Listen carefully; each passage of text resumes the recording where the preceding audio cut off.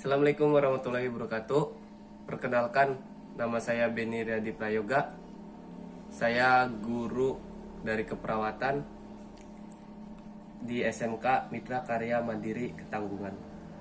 Di sini saya akan membawakan materi IPPD, ilmu penunjang penyakit diagnostik, dan materinya itu sendiri adalah pemeriksaan penyakit dalam tubuh.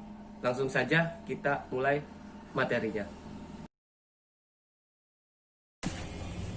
Langsung saja ke materi yang pertama, yaitu ada pemeriksaan penyakit dalam tubuh.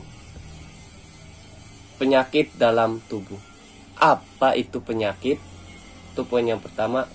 Yang kedua, kita akan mempelajari tentang macam-macam penyakit pada tubuh.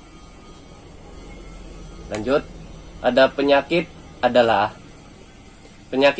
kondisi abnormal tertentu yang secara negatif.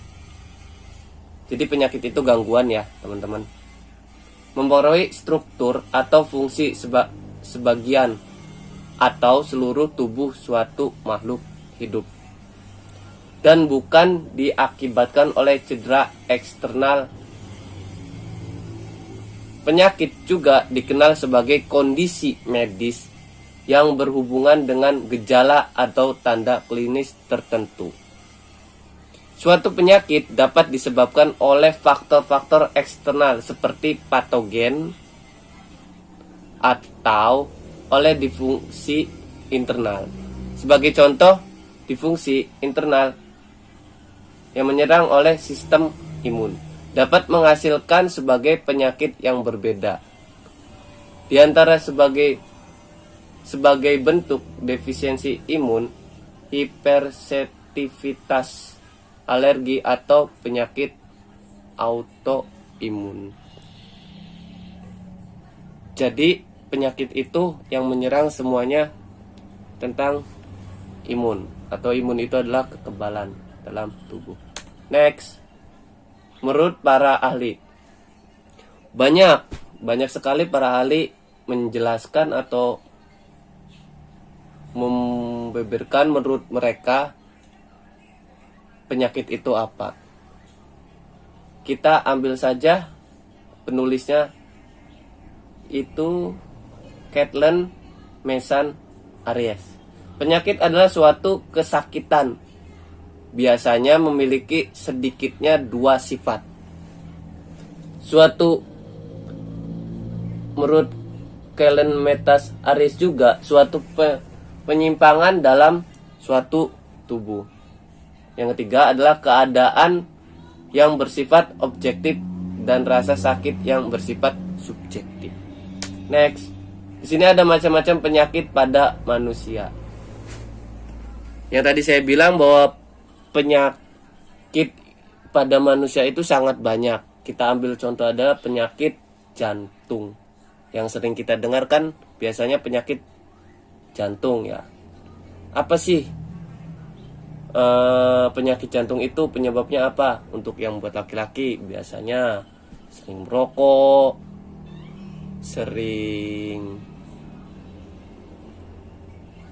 pokoknya inti poin yang pertama itu sering merokok, penyakit jantung itu untuk laki-laki. Terus tuh hati-hati yang sering makan makanan junk food, siap saji ya, itu siap saji. Itu jangan keseringan lah. Jangan keseringan banyak makan makanan yang siap saji. Itu sangat berpengaruh besar kepada jantung kita. Emang kalau makanan-makanan yang siap saji itu kadang rasa enak ya, tapi ya mau gimana pun juga kita hindari makanan-makanan yang siap saji. Kita ambil contoh penyakit jantung koroner. Merupakan salah satu penyebab kematian tertinggi. Suatu penyebab kematian tertinggi di Indonesia. Selain itu, ada macam-macam penyakit jantung lainnya juga berbahaya. Mari kenali apa saja jenis penyakit jantung tersebut. Berikut gejala dan penyebabnya. Di sini ada jantung merupakan organ vital yang berfungsi untuk memompa dan mengalirkan darah. Nah, jadi fungsi jantung itu adalah mengompa dan mengalirkan darah. Jadi memfilter jadi darah kotor menjadi darah bersih, seperti itu. Seluruh tubuh. Sehingga organ dan jaringan tubuh dapat menjelaskan fungsi dengan baik. Namun beberapa hal bisa menyebabkan gangguan pada jantung dan membuat organ ini tidak berfungsi secara normal. Nah, ini mari kita simak pembahasan macam-macam penyakit jantung berikut ini. Ada 6 jenis pemeriksaan penyakit jantung. Ada elektrokardiografi, ada fotoronsen, ada EKG treadmill, ada ekokardiografi, ada MRI. Ya, tuh. Lanjut saja, ada manifestasi klinisnya. Bahan agens etiologi, sebab bekerja melalui jalan patogenetik mekanismenya untuk menghasilkan suatu manifestasi penyakit yang dipaparkan sebagai tanda dan gejala klinis. Terima kasih, sekian materi dari saya. Pesan saya untuk belajar kali ini, tolong kalian cari penyakit apa saja, contoh penyakit apa saja yang ada di sekeliling kita. Oke, segitu saja materi dari saya. Jangan lupa like, comment, and subscribe. Terima kasih. Hai BNI, hai Movers, bagaimana kabar kalian? Semoga selalu dalam keadaan prima dan jauh dari ancaman virus serta penyakit apapun ya. Mengingat saat ini sedang marak tentang mewabahnya virus novel corona, maka video kali ini juga akan memberikan edukasi mengenai pencegahan penyebaran virus novel corona. Selain influenza, awal tahun 2020 ini juga diramaikan dengan adanya penyebaran virus novel corona atau COVID-19. Kementerian Kesehatan Republik Indonesia melalui surat edaran nomor SR 0202-270-2020 telah mengeluarkan pedoman kesiapsiagaan menghadapi infeksi virus novel corona. Sebelum sampai ke pencegahan, ada baiknya bila kita mengenal terlebih dahulu apa sesungguhnya virus novel corona itu. Virus corona merupakan keluarga besar virus yang menyebabkan infeksi saluran pernapasan atas ringan hingga sedang, seperti penyakit flu. Namun, beberapa jenis virus corona juga bisa menimbulkan penyakit yang lebih serius, seperti Middle East Respiratory Syndrome atau MERS-CoV, Severe Acute Respiratory Syndrome atau SARS-CoV, pneumonia, dan Coronavirus Disease atau COVID-19. Virus novel corona menyebabkan wabah pneumonia di kota Wuhan, Tiongkok pada Desember 2019 dan menyebar ke negara lainnya hingga kini. Penyebab infeksi virus corona tersebut antara lain percikan air liur pengidap bisa dari batuk dan bersin, menyentuh tangan atau wajah orang yang terinfeksi, menyentuh mata, hidung, atau mulut setelah memegang barang yang terkena percikan air liur pengidap virus corona, tinja atau feses. Namun, ini jarang terjadi. Masa inkubasi virus corona ini belum diketahui secara pasti. Namun, rata-rata gejala timbul setelah 2-14 hari setelah virus pertama masuk ke dalam tubuh. Metode transmisi virus corona juga belum diketahui dengan pasti. Awalnya, virus corona yang sedang mewabah ini diduga bersumber dari hewan, termasuk unta, unggas, dan kelelawar. Sebenarnya, virus ini jarang sekali berevolusi dan menginfeksi manusia hingga menyebar ke individu lainnya. Namun, kasus di Tiongkok ini menjadi bukti nyata bahwa virus ini bisa menyebar dari hewan ke manusia. Bahkan, kini penularannya bisa dari manusia ke manusia. Gejala yang timbul bila terjangkit virus novel corona bisa beragam, bergantung pada jenis corona yang menyerang dan seberapa serius infeksi yang terjadi. Berikut beberapa gejala virus corona yang terbilang ringan: hidung beringus, sakit kepala, batuk, sakit tenggorokan, demam, merasa tidak enak badan. Hal yang perlu ditegaskan, beberapa virus corona dapat menyebabkan gejala yang lebih parah. Infeksinya dapat berubah menjadi bronkitis dan pneumonia, yang menyebabkan gejala seperti demam yang mungkin cukup tinggi bila pasien mengidap pneumonia, batuk dengan lendir, nyeri dada atau sesak saat bernapas. Infeksi bisa semakin parah bila menyerang kelompok individu tertentu. Contohnya, orang dengan penyakit jantung atau paru-paru, orang dengan sistem kekebalan yang lemah, bayi, dan lansia. Surat edaran Kementerian Kesehatan Republik Indonesia nomor SR 0202-2-270-2020 tanggal 28 Januari 2020 menghimbau pemimpin divisi atau wilayah atau satuan atau unit untuk menyampaikan kepada segenap pegawai melakukan tindakan preventif yang dapat dilakukan untuk mengantisipasi wabah virus corona atau COVID-19. Hingga saat ini, belum ada vaksin yang dapat mencegah virus corona.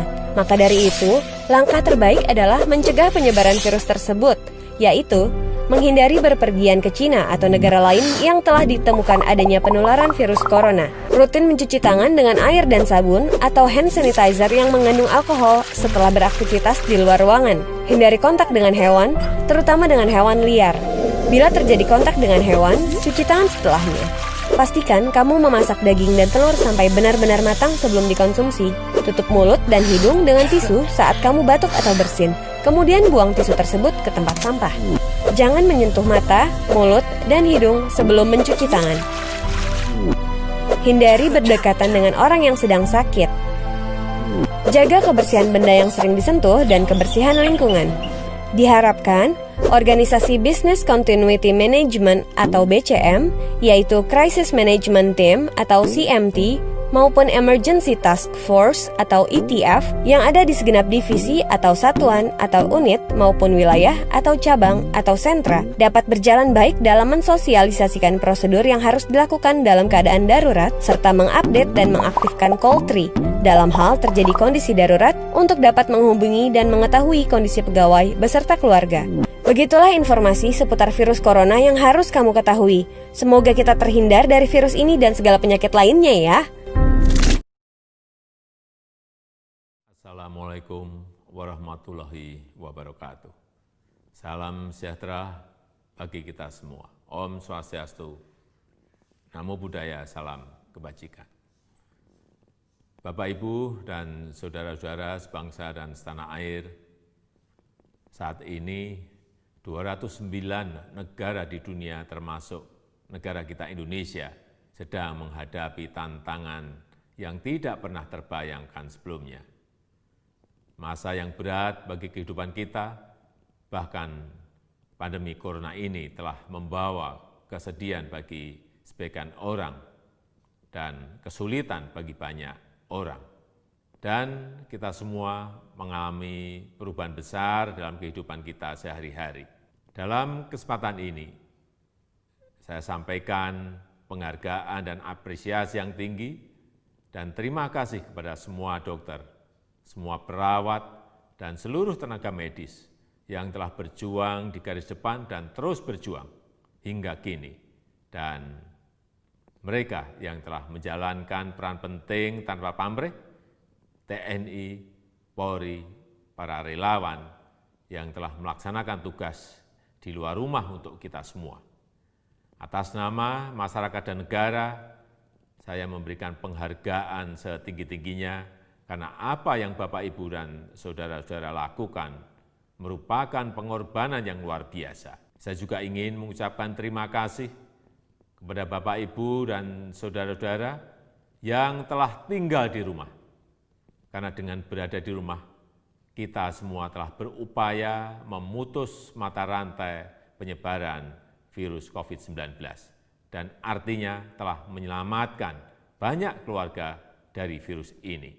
Mari kita terus bersama-sama menangani pandemi ini, bergotong royong, bersatu padu, karena hanya dengan cara kebersamaan ini, kita akan dapat mengatasinya. Kita tidak sendiri, kita bersama dengan negara-negara lain yang juga mengalami hal yang sama untuk bersama mengatasi pandemi ini dan tetaplah bersabar, optimis, tetap disiplin berada di rumah, jaga jarak dalam berhubungan berinteraksi dengan orang lain, hindari kerumunan, rajin cuci tangan, pakailah masker saat keluar rumah. Ketika kedisiplinan kuat itu kita lakukan, insya Allah kita akan kembali pada situasi dan kondisi normal dan dapat bertemu dengan saudara, bertemu dengan teman, bertemu dengan kerabat dan tetangga dalam situasi yang normal. Tapi untuk saat ini, marilah kita tetap berada di rumah saja. Terima kasih. Wassalamualaikum warahmatullahi wabarakatuh.